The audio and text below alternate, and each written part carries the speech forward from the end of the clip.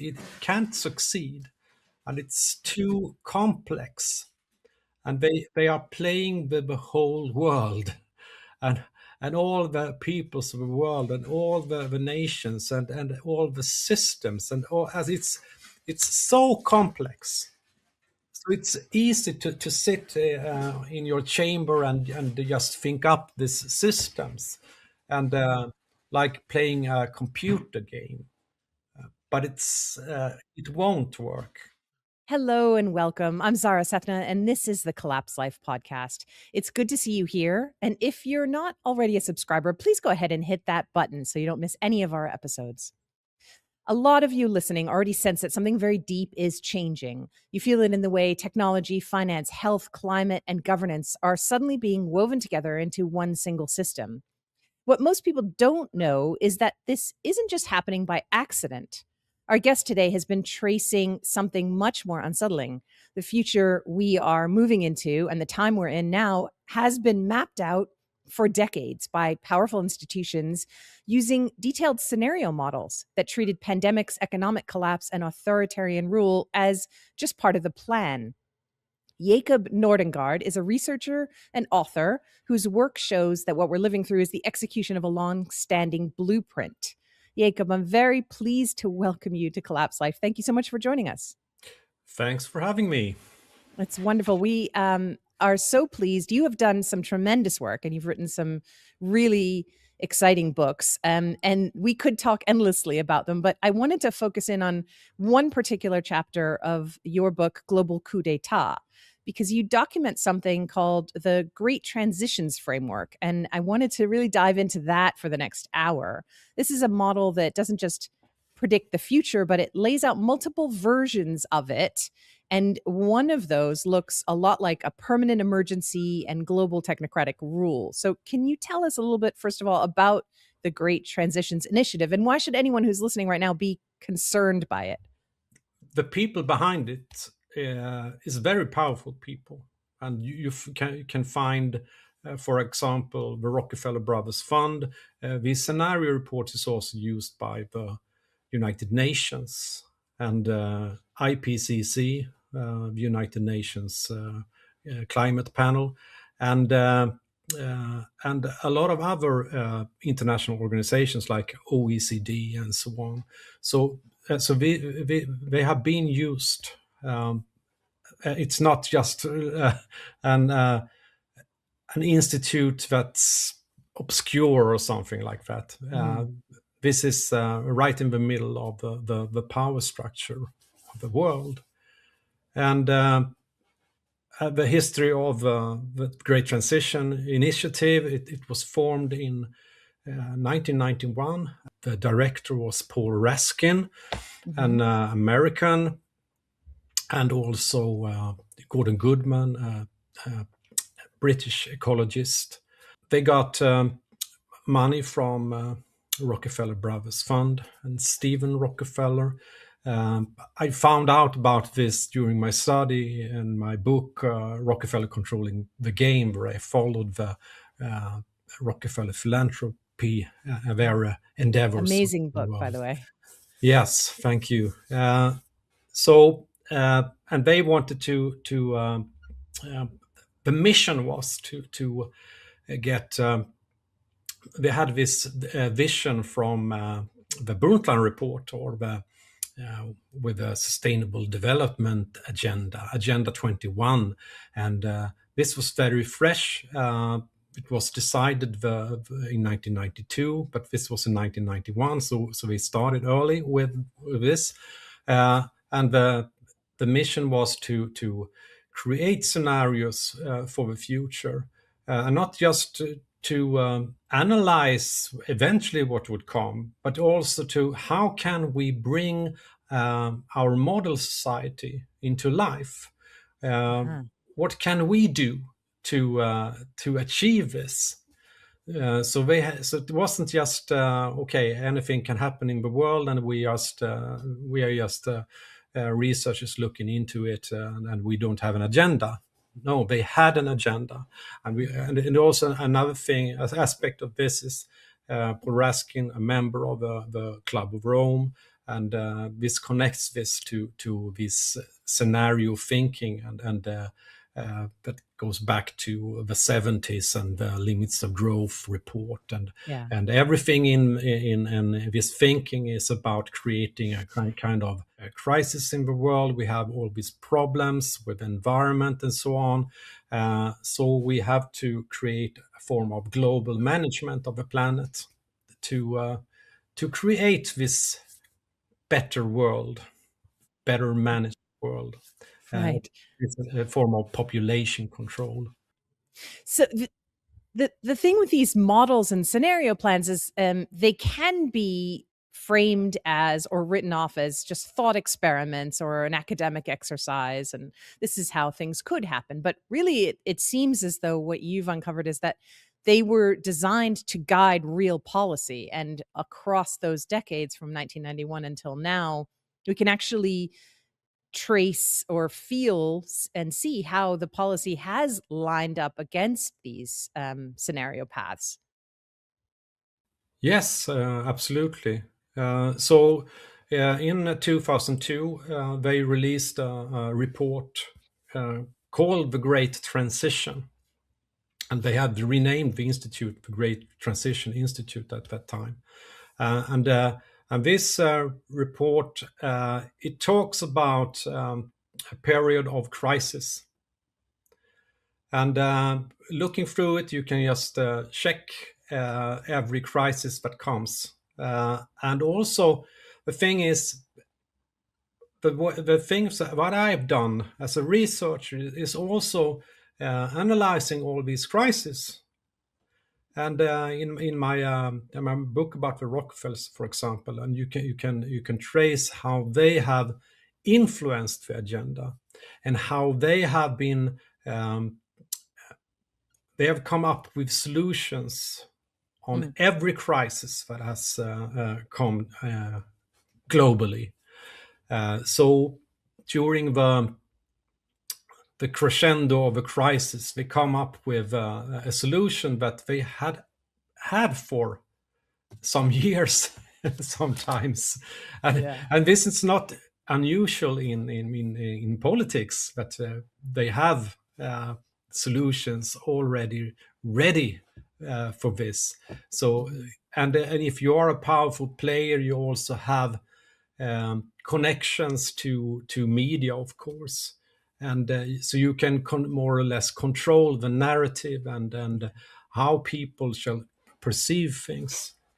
So it's so you can follow or everything that's happened in this report. But Yeah. I would say something. It's not like it's a perfect plan. It's not like because if you go back in history and check these scenarios, it's like, okay, it's not like it's always develops in the way that they really want. Mhm. So if you go into the scenarios now, it's not the most favored scenarios. It's more like now it's what's called the barbarization Yeah. narrative. Let's talk about those paths, because they laid out sort of three potential ways things could go. I think Yes. you can correct me if I'm wrong, but I think the three paths were a conventional world, a barbarized world, and then the great transitions. And even by those names, you can kind of tell which way they wanted things to be steered. Um, Yes. conventional, well, not very exciting. Barbarization, well. So talk Yes. about what those three entail. Yes, conventional worlds. We have, and every path has two subpaths. So in conventional worlds, they discuss how it's done with the market forces, if business are leading the way, or policy reform, if politics is leading the way. And in that case, they come up with a conclusion more or less that if you follow these two, it will lead to barbarization in the end, because it's not enough. and the business they want it to be business as usual. So the crisis will be more frequent, and so on. And politicians, it's a problem with them because they want to be re-elected. So they can't come up with this more the things that's needed, and not that popular. So it leads to barbarization, and more crisis coming up. And we can see how it has developed since 9/11. And it's interesting that this report, it came out right after the 9/11. And then we just have had this big crisis with the global financial crisis, and that's the big thing, because it's very, very connected to the global finance and economics, of course. Because in the end, it's about creating a new economic system, because the system that we have isn't sustainable. But they have all these other crises that are triggers and are meant to make people think that we need to do these changes because it's it's spiraling out of control into this barbarized abyss.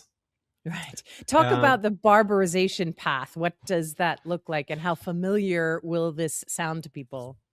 Yes, I think it's essentially what has happened the last 10 years or so, or even before, because it starts with a war on terror, and then we have a financial crisis, and then we have a refugee crisis, and every year had a new crisis, and it has just intensified.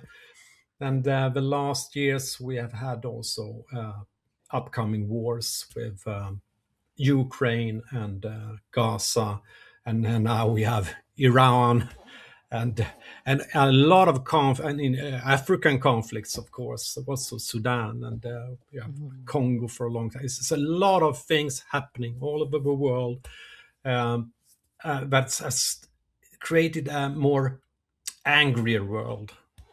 Yes. And global cooperation, it's not high on the agenda now. It's just United Nations. They haven't power to do anything. And if this continues, barbarization has two paths as well. One is a total breakdown of society and the institutions of the world, United Nations, for example, or all these international organizations, and even nation states. So it basically leads to an anarchistic, more primitive world, back to in history, and probably with a very different society, and with crime and poverty and everything. We will lose everything that we have with that scenario.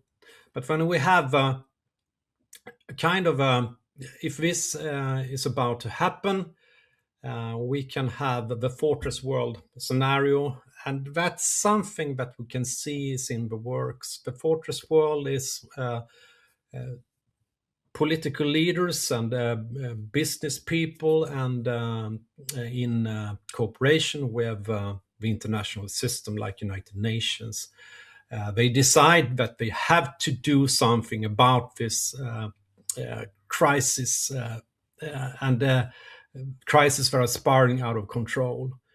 So the only option is to become authoritarian and create a kind of a global apartheid system.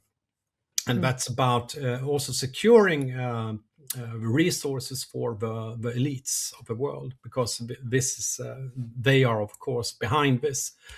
So they want to secure what they have, and it will end up with these elites and favored people in kind of guarded societies and smart cities maybe, and all these high-tech cities for the elites, and outside you will have poverty and people that will have lost all their freedoms with a police state following everything what they're doing. So that's what they talk about in this report.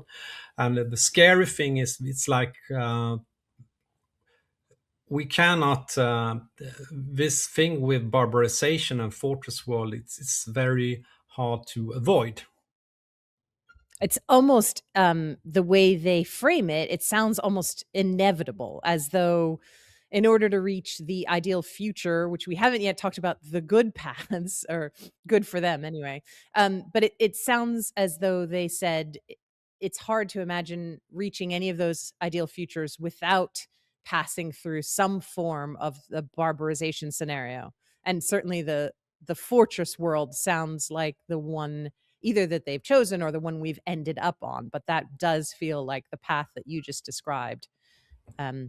Yes, Is that and it's you can't avoid, because the other alternative, if you go into this barbarization, the other alternative, that is total system breakdown. right?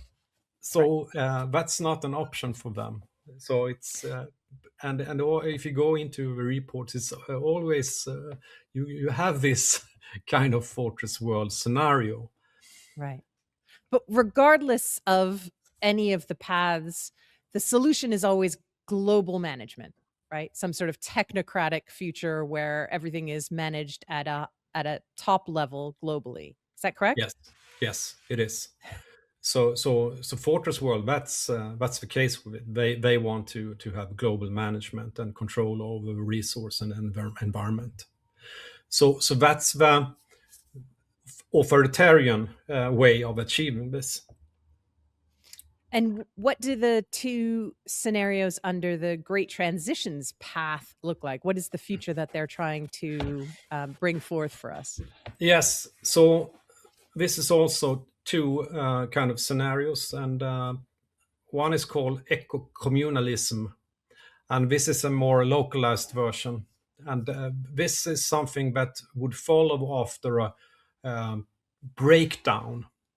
You could have these kind of eco communities, eco societies popping up, and that talk about the value of life and sustainability and these things as well. And you can, but it also has this idea of but we are interlinked as a global society. It's even if we talk about local communities, it's but it's maybe it's the most nice version of the future, because it's kind of local in a way. Mm-hmm. Um, uh, but it's like it's not what they really favor, but what we really want is the new paradigm. And the new paradigm, then you will have this kind of world union taking care of everything on the planet. You will have global management. You will have the sustainability agenda, of course. That's the core of it. And sustainability agenda is technocracy, because that's how they want to manage it. But the great transition, if the most, if it had gone the way their the most favored way, they wouldn't have had to use the most brutal force. They say that an alliance could form, but people will start an uprising against this authoritarian rule, and we will have, and they will demand, but we will have the new paradigm scenario, which is essentially in the end the same thing. Right. Uh, so, So we So could have got here the nice way, but all you pesky people made trouble, and so we had to go the hard way. yes, exactly. Oh dear. So and it's a kind of, I think some of the people involved in this, they are kind of idealistic people that believe in this utopian idea of a peaceful management of the planet. They may believe in everything that they're into, um, but those who have paid for these scenarios, they are more realists. So Right. so they understand, and they also know how to manage people, and how to manage opinion, and how to get people on board with certain ideas. And between those idealists and the realists, how do they imagine this becomes operational? Who writes this world constitution? Who sits on the world court or the world regulatory authority? Who are the people who get to kind of enforce and enable this? Well, you can find a lot of people involved in. Well, you have philanthropy. A lot of the philanthropists are involved because they are paying for this, and they have Mm, their agents that will sit on the this new world court or whatever. And it's interesting to see the parallels. We have parallel paths to this, the great transition, because we have Paul Raskin from the Club of Rome, and the Club of Rome is very involved in this institution building for the future, and involved in the political processes with, for example, we had the Summit for the Future uh, in 2024, September 2024. mm, So these people have been working behind the scenes with the solutions for this.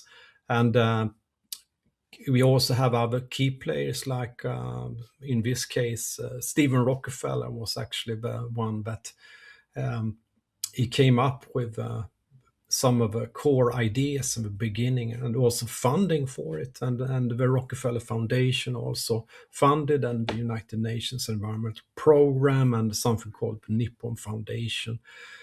So the people behind these, they have the money, and mm, they have, it's their future society. So it's right, not, we have the idealists, they just work for the agenda, they get paid for it, right. and maybe believe in it. But we all, it's always when I look into this, I always, it always like you come to the Pocantico Center, the Rockefeller Brother Funds conference center outside New York. It's a lot of meetings at that place where they discuss Mm, the agenda. And also, if you go into Paul Raskin, he actually was in the drafting committee of the Brundtland report, and he also was in the team that created the Earth Charter. That also Stephen Rockefeller actually was the coordinator of that project. So it's mhm. you find a core group with Pretty people tight that, network. yeah, a Yeah. tight network of people and institutions that works to forward this agenda. Yeah, it's very much a pay to play kind of system, and I think a lot of people would probably recognize that in Bill Gates, who I don't think turned up so much in this report, but more recently, he seems to have his finger in a lot of these pies around this global system and an answer to humanitarian crises and fixing the healthcare problem and fixing the food problem and all of that. Is that part of how this works, or is that maybe a red herring to distract from where the real seat of power sits? Well, I mean, he is in the group, of course, the little club, and he is one of the philanthropists. I mean, he was behind the Giving Pledge, for example. Hmm. Where they had this meeting at the Rockefeller University 10, 15 years ago, maybe.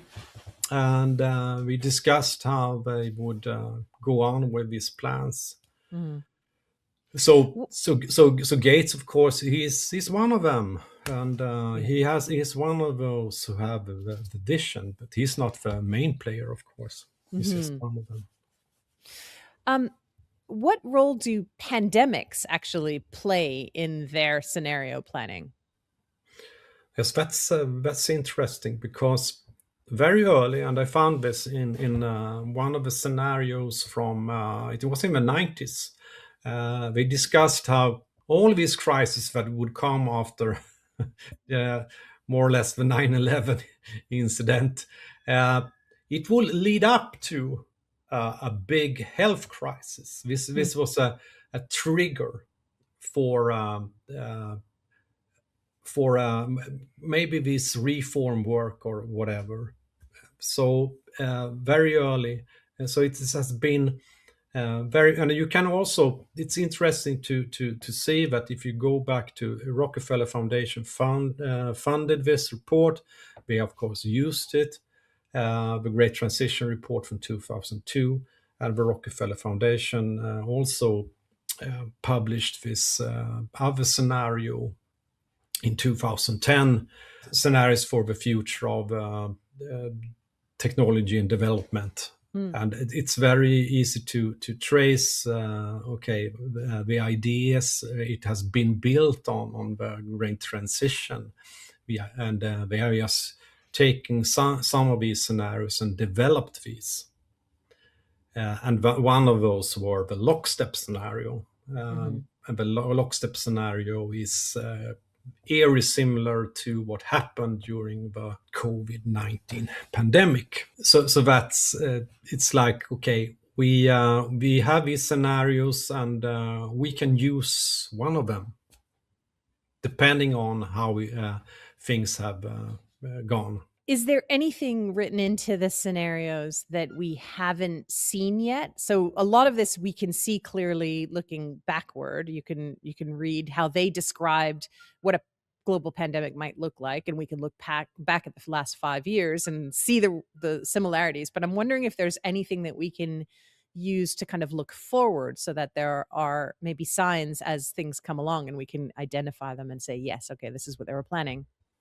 Well, one thing is the big power grab by the Fortress World scenario, Hmm. or the alliance with the alliance of global salvation, or the new Earth Order.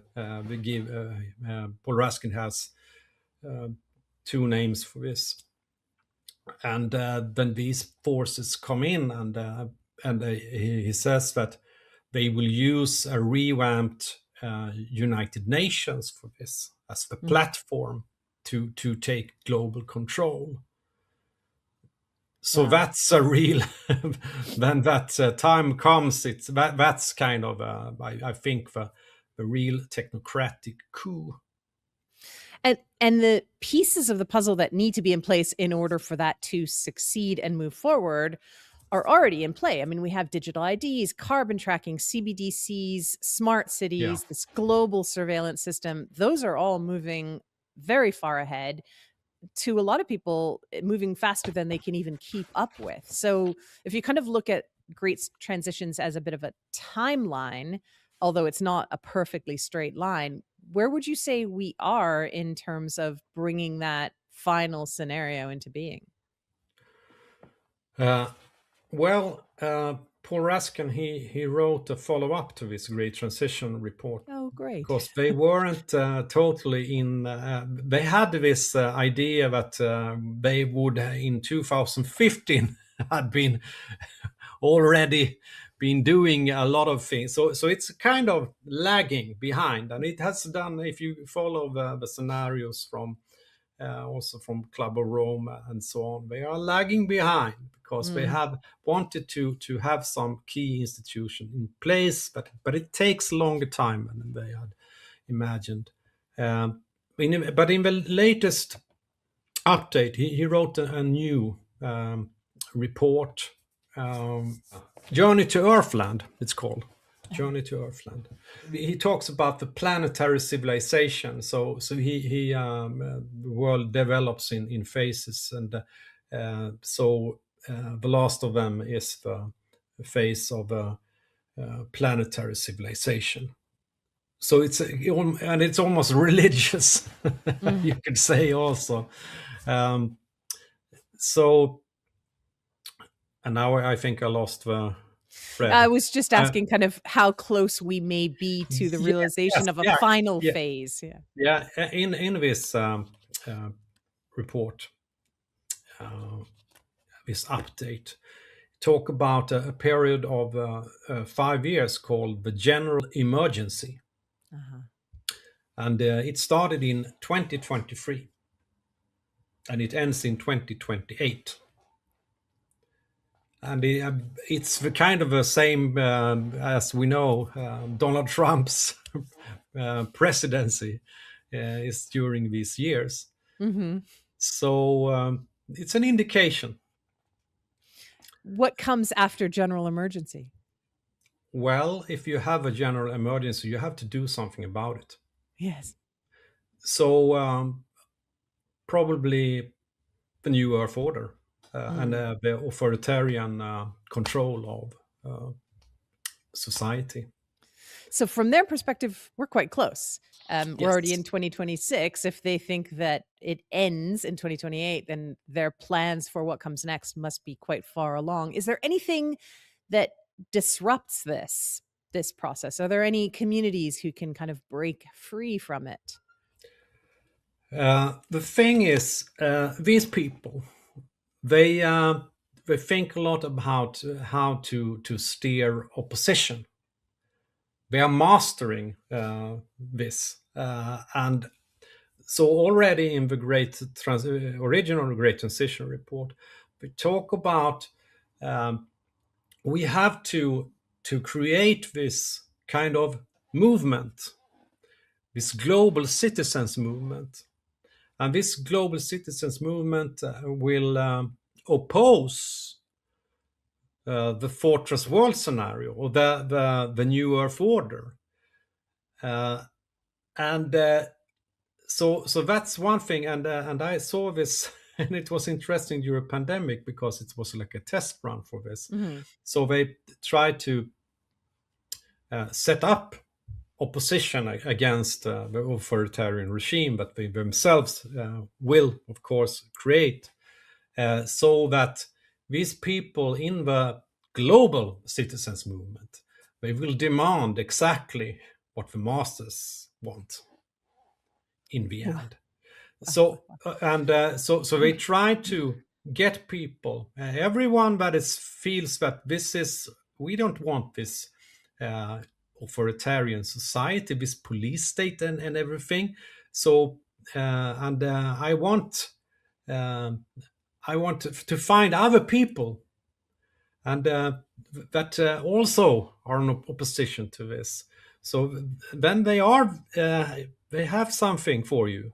And I guess in the beginning it's loosely connected, and then they will just take over this and direct it into the solutions.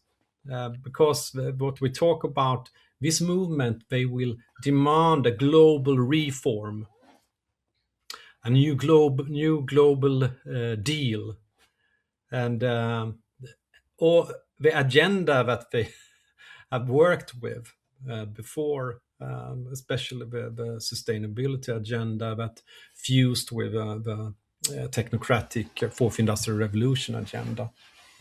And so that's something that we have to be aware of. If we want to have alternatives to this, we have to stay out of these traps. And and that's what we discuss now. The Great Transition Initiative, last year they published a couple of essays about the development and the future, and they say they have before experimented with these movements, but now they are about to create a more what can we say, well-funded effort with I guess the big powerful foundations behind this, like the Rockefeller and the Ford and Soros networks and all these that has been working with this before, of course, but now they want to have this. So does that movement. mean that if it feels like there's a movement that is actually an opposition to this global tyranny, I'll call it, Yeah. that opposition might also be well funded, organized, and controlled? So it's Yes. almost like talking about David Hughes's ideas of Camp 1 and Camp 2 both being puppet controlled. Is that what I'm hearing? Yes. And of course, and that's if you go into my writings, it's what I've been following all along, with how the elites, the powerful players, they knew this. And if we go into the Rockefellers, they had this Ida Tarbell journalist that tried to destroy their reputation and everything. So what do? They decide we have to get the opposition in our camp. We can fund them. We can be nice to them. And then we will see to that they follow our path in the end. That's the part I think that really feels resonant for a lot of people now. I think who are feeling as though, oh, there's a growing movement pushing back on these things. Digital ID, it came out, they announced it in the UK, and there was all this pushback, and people signed petitions and things like that. But there are some people who feel like that's great momentum, and others who are saying, watch out, that is a trap. It's a really interesting place to kind of dig down a little bit, because I think as you say, that's really for those of us whose eyes are opening, that's really where we have to be careful about what's happening. Yeah. Yes, and if you go back to what happened during the pandemic, I wrote about this, especially from a Swedish perspective, the kind of people and movements that were up front and that media talked about. It was like they all were controlled. They all had this kind of ideas of we this authoritarian things that's happening. We don't like the Schwab Jugend and all these people that are trying to bring this kind of world government on the world. So, but we could create a good world government instead. The nice world government. So it was a lot of these people involved, and often connected to new age ideas. How are these ideas and plans different from other more historical utopian ideals? Because there are a lot of people, as we write about this stuff and talk about it on Collapse Life, we often get the feedback that I see what you're saying, but in the past, these things have never succeeded, and they're doomed to fail. And I like the optimism of that, but I think we also have to be realistic that times are different and technology has advanced to a point where things can be controlled in a global way that didn't exist before. But what are your thoughts on the differences and similarities between historical utopian planning and what we're in now? Well, of course, the thing with the technology is very important, because they didn't have that means back when, and during the I mean, communistic utopia, and also Nazi utopias, and I mean everyone had an idea of a utopia. So of course it's another thing this time, and they seem to be more prepared. It's like the communist project was a test run, and then they had all these other things going on also, and developing the new technology. You can also see the Cold War was a kind of a thing to create this technological boom, and to get the technology that was needed for this. Yeah.